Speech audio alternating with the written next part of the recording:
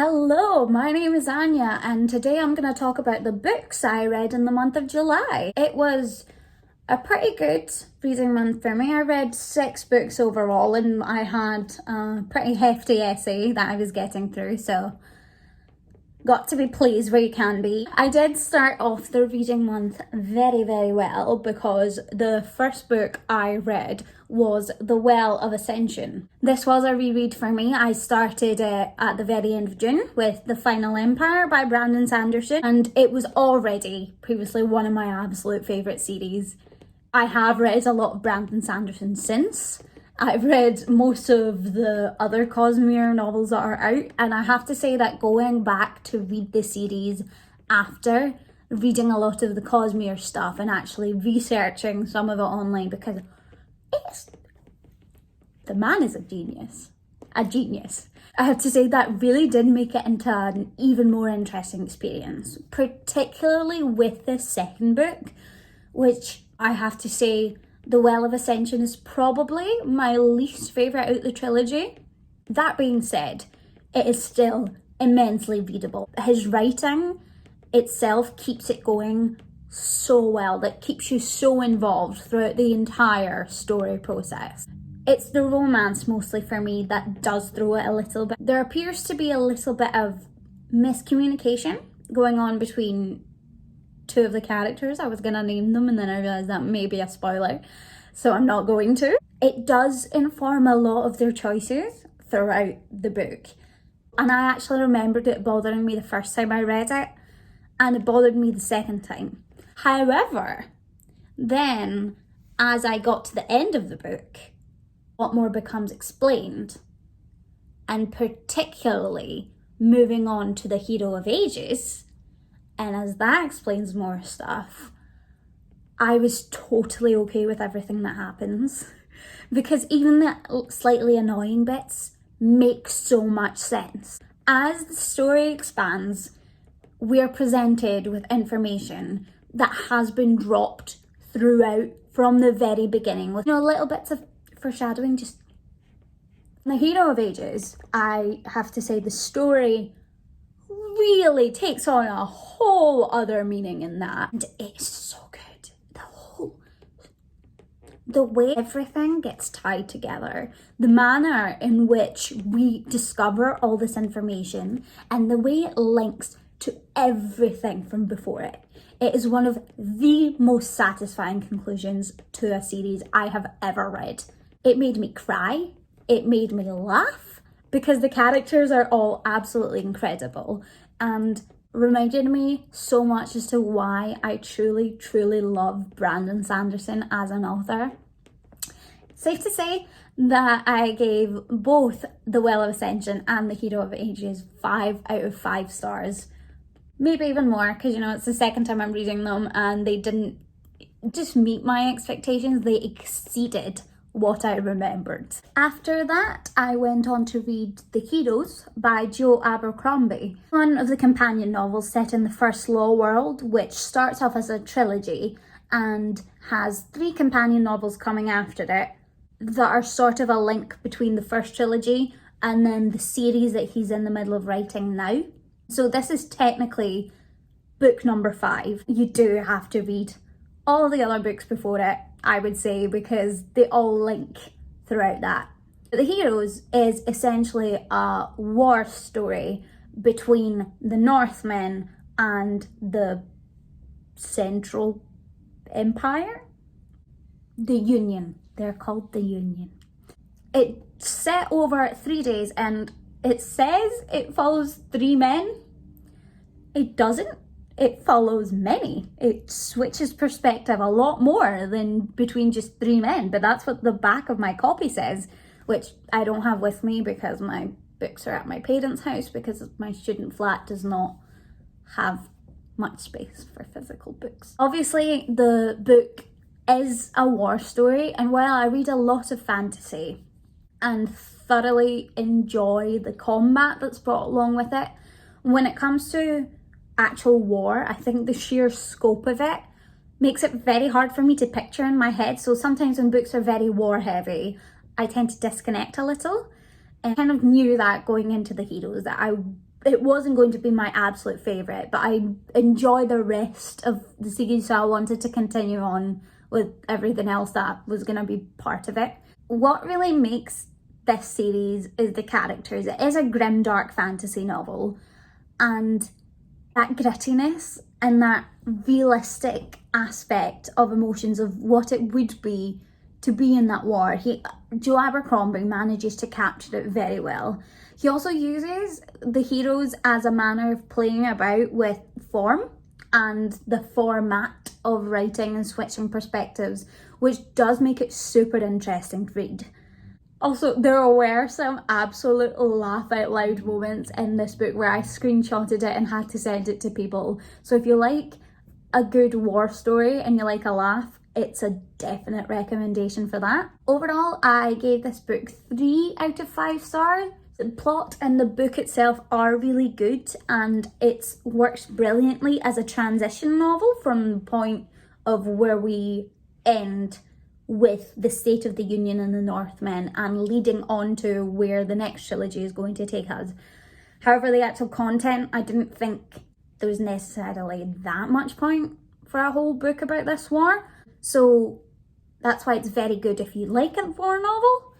If you're more like me, where it's not the biggest thing, it's worth a read. It's just not perfect. My next read was One Dark Throne by Kendare Blake, which is the second book in the Three Dark Crowns series. This series is set on an island where every generation triplet queens are born, and when they turn 16, they must kill each other until one is left standing to rule the island until she births the next set of triplets. In this we follow all 3 queens brought up in different areas of the island as they get ready to essentially murder each other and become crowned. The series itself is a very interesting because obviously it's a very dark idea. However, that's what makes it a little bit difficult for me, because we have 3 women who did end up actually being very likeable.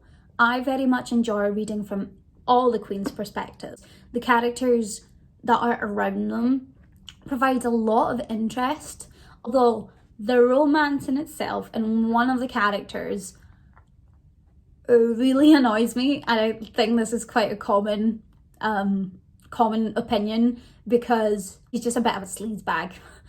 Although there are explanations for why he might behave in such a way, and maybe I just need to read on, but still, Joseph, we don't like him.